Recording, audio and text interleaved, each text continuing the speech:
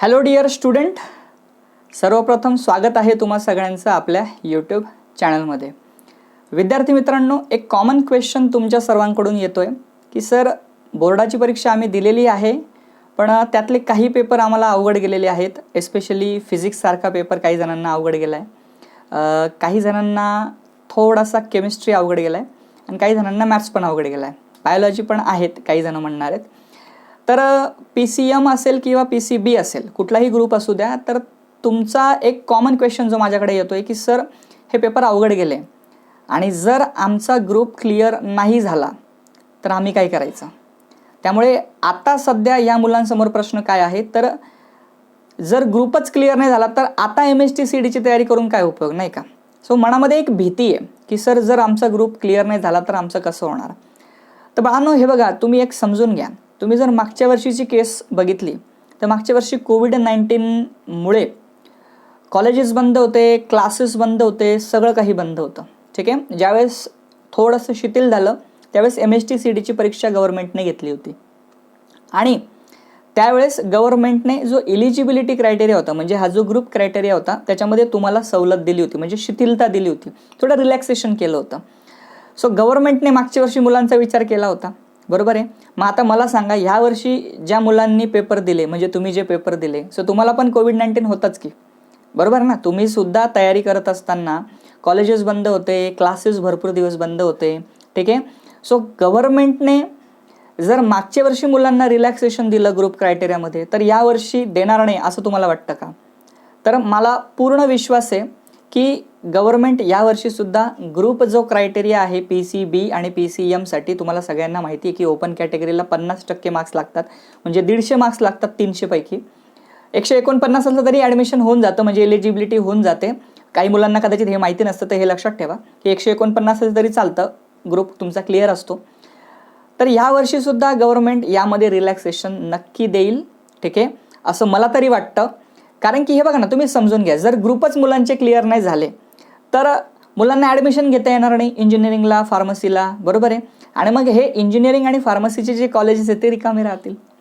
So तुम्हाला असं वाटतंय का कॉलेजेस रिकामे राहावेत म्हणून गव्हर्नमेंट ग्रुप क्रायटेरिया बदलणार नाही? तर अजिबात नाही. गव्हर्नमेंट यावर्षीसुद्धा तुम्हाला नक्कीच ग्रुप क्रायटेरियामध्ये रिलॅक्सेशन देईल असं मला तरी वाटतं आहे. ठीक आहे. कारण त्याच्यामध्ये या वर्षीची परिस्थिती म्हणजे कोविड-19ची परिस्थिती हा एक फॅक्टर आहे आणि दुसरा फॅक्टर म्हणजे जर ग्रुप क्रायटेरिया 50% जसं ओपनसाठी आहे, OBCसाठी 45, हाच जर ठेवला किंवा असंच जर राहिला तर भरपूर मुलांचे कदाचित ग्रुप्स क्लिअर होणार नाही आणि ॲज अ रिझल्ट कॉलेजेसमध्ये त्यांना ॲडमिशन मिळणार नाही आणि याचा लॉस हा गव्हर्नमेंट कॉलेजला ॲडमिशन मिळणार नाही, इथून पण होऊ शकतो. म्हणजे कॉलेजेसला ॲडमिशन मिळणार नाही, इथून पण होऊ शकतो. त्यामुळे मला नाही वाटत की तुम्ही ग्रुप तुमचा क्लिअर होईल की नाही होईल याचं टेन्शन घेतलं पाहिजे. तुम्ही आता फक्त तुमच्या MSTCDच्या प्रिपरेशनवर फोकस केला पाहिजे. ठीक आहे.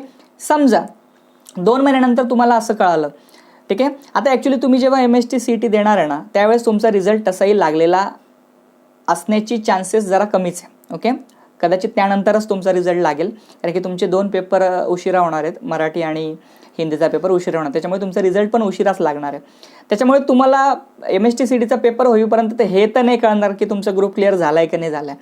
पण समजा अनफॉर्च्युनेटली एखादा विद्यार्थी आहे की ज्याच्या मनामध्ये ही भीती होती की माझं ग्रुप क्लिअर नाही आहे, ठीक आहे, तो ही भीती बाळगत होता, ठीक आहे, आणि ज्यावेळेस रिझल्ट आला त्यावेळेस त्याचा ग्रुप क्लिअर होता, पण त्या मुलाने किंवा त्या मुलीने MSTCDची तयारीच केली नव्हती ह्या भीतीपोटी की माझं ग्रुप क्लिअर होणार नाही. आता मला सांगा तो किती लॉसमध्ये. ठीक आहे. सो तुम्ही सुद्धा ह्या डायलेमामध्ये राहू नका की बाबा माझा ग्रुप क्लिअर होईल की नाही होईल, तो नंतरचा प्रश्न आहे. ठीक आहे. आता तुम्ही MSTCDची तयारी गुपचूप सुरू करा. ठीक आहे. नंतर ग्रुप क्लिअर होईल की नाही ते नंतरचं बघता येईल. मग काही मुलं म्हणतील, हो सर, आम्ही एवढे 2 महिने जर मेहनत केली आणि समजा आमचा ग्रुपच क्लिअर नाही तर आमची सगळी मेहनत वाया जाईल की. ठीक आहे. मेहनत वाया जाईल म्हणजे मला हे समजतच नाही आहे. तुम्ही कोणासाठी मेहनत करताय? स्वतःसाठी करताय ना. ठीक आहे. लर्निंग जे करणार तुम्ही करणार, तुमच्या नॉलेजमध्ये इन्क्रीमेंट होणार आहे. वाया कसं जाणार? हा काय म्हणजे काय असं काही वस्तूचा खेळ थोडी चाललाय की आपण एखादी वस्तू आणली आणि ती 2 महिने मग वाया गेली असं झालं, असं नसतं बाळांनो. ठीक आहे.